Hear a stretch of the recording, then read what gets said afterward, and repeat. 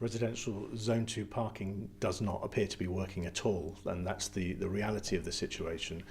We have a situation that has developed where there are many empty parking spaces every single day, yet people who need to access town either to work or to shop or even just to have a coffee have no way of doing so. Midtown car park is absolutely full by 9 o'clock in the morning, and people are simply having to drive around waiting for a space to become available. It's not acceptable. Well, the government said that Parking Zone 2 is still in a test phase, that it's only been live for a week. So don't you think you're jumping the gun a little in criticising it in this way?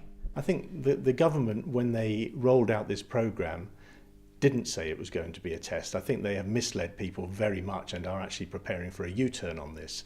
The reality is people have already paid. People who live in the town area have already paid and applied for permits, which they've not yet received. And they were not told at any point that this would only be for a trial period. If this was only for a trial period, one wonders why people have been asked to pay money in the first instance. It would seem absolutely ridiculous. This is very much a case of the government have got it wrong, and the government are now preparing for a U-turn by saying, no, this all along it was just going to be a test. The fact is, it doesn't work. Stop it. What do you see as being a feasible resolution to the parking difficulties at the moment? Parking is always a challenge, but it's not the Minister's job to make things worse. It's the Minister's job to make things better. And it seems obvious that at the moment things are much worse than they were before. Even going back to the original position would be an improvement. However, I can understand that we do want to assist people who live in the town area to find parking, but we also need to solve the problem of people who need to come to town and allow them to find parking also. And the solution I would propose is quite simple. At least during the hours of work, perhaps from 8 in the morning till 7 in the evening, allow the spaces to be metered. People can pay for their parking if the spaces are available during the daytime.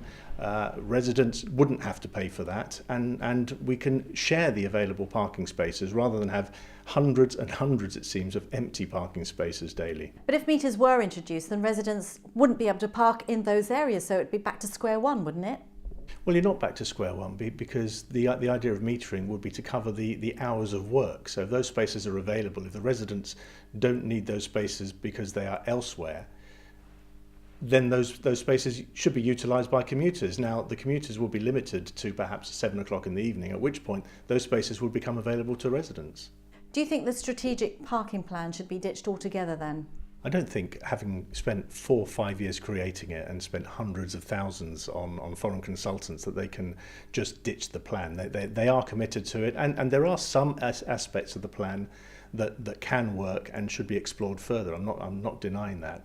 This aspect of the plan, the Zone 2 residential parking scheme, should have been better analysed before it was introduced. It should have been better understood before it was introduced, and it should certainly now be scrapped because it's failed.